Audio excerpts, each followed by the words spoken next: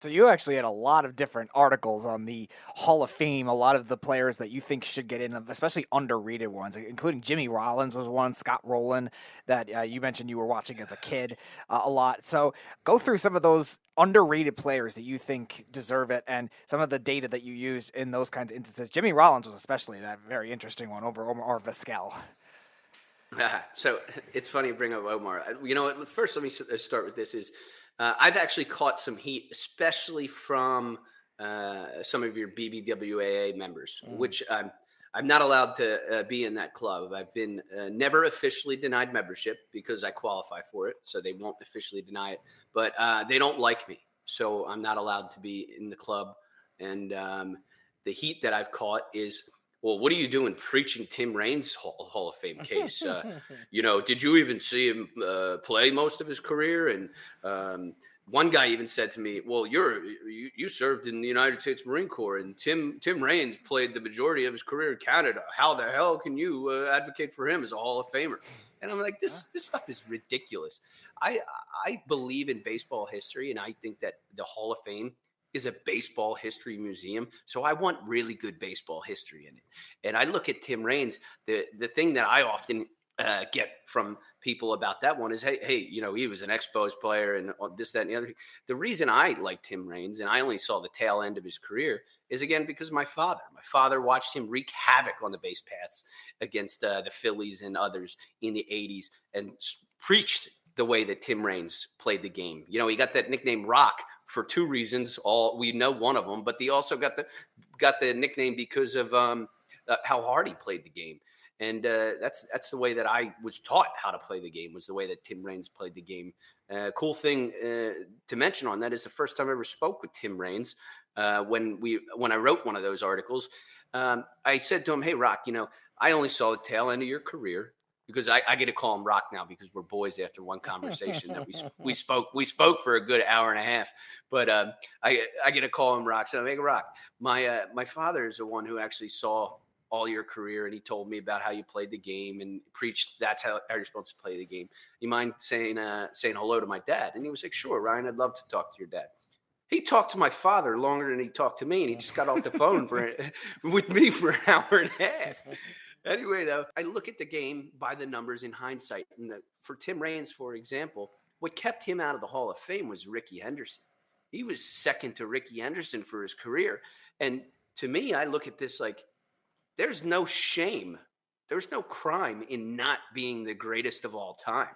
We don't say you can't be in the Hall of Fame if you don't have the numbers like Babe Ruth and Ted Williams and Willie Mays, and that's it. Those are the only guys who are going to be in.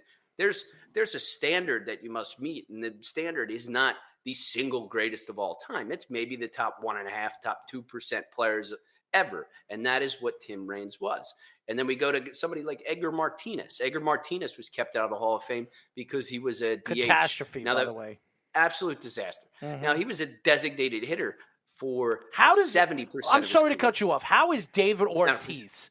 How does David Ortiz go to the Hall of Fame over Edgar Martinez? Edgar Martinez has been the best DH in baseball history since the DH even came into the game. And David Ortiz, who, by the way, did steroids and has been proven to do steroids, still gets in as a first ballot. And Edgar Martinez waited years. He was a first ballot Hall of Famer, hands down the best DH we've ever seen. The fact that he never got in as a first ballot is a catastrophe, an absolute. I don't even want to say it on live air because I'm going to throw myself under the bus with some of the curse words I can add to this. But Edgar Martinez is the first ballot Hall of Famer. Yeah, I agree. But I will say I put yeah, there you go. A little flex action, I see. Maybe Big Poppy ain't the only one. Big Poppy.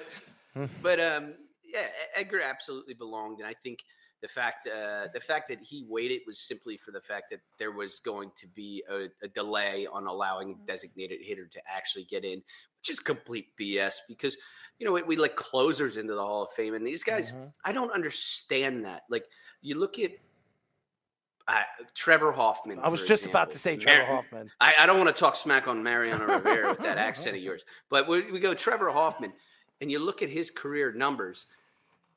Brandon Webb, as a starter, pitched more innings and was a better pitcher overall. Right. But nobody's saying Brandon Webb belongs in a Hall of Fame. You probably could have thrown Brandon Webb out there in the 9th inning 700 times, and he probably would have been pretty freaking good.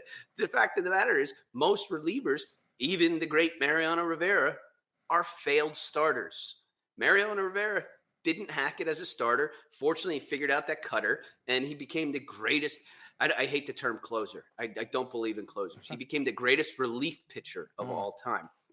And but the fact remains true is these positions, these things that BBWAA doesn't really, and they really hold the keys to the gate. It's aggravating to me, but the things that they don't really understand, they tend to overvalue to try to get ahead of the curve. They did this in the 80s when they were handing out Cy Youngs and MVPs even to Raleigh Fingers, to Willie Hernandez, all these relief pitchers winning these awards. Why? Because they led the league in saves, and you don't understand it, so that's really cool.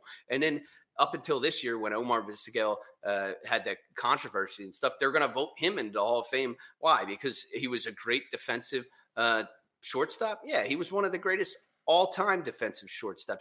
But when you look at the numbers, in the example of Jimmy Rollins, there's a law of diminishing marginal returns when you go from great shortstop defensively to all-time great.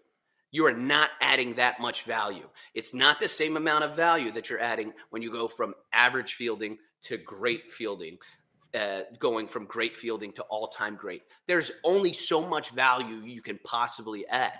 And the fact is, when you look at Omar Vizquel and Jimmy Rollins, well, Omar was slightly better on defense. Jimmy was a great defender. Omar sucked at offense. And Jimmy Rollins had an offensive stretch there that led him to an MVP award. He's one of the better offensive shortstops of a generation. And nobody's going to say he belongs in the Hall of Fame. I even went on to say that Placido Polanco is more deserving of the Hall of Fame than Omar Vizquel. Wow. You got to be kidding me. Omar Vizquel as a Hall of Famer. It's a disgrace. And I really wish he didn't have that controversy. First of all, because it's really messed up what he's accused of doing, but let accusations go and we'll see what happens.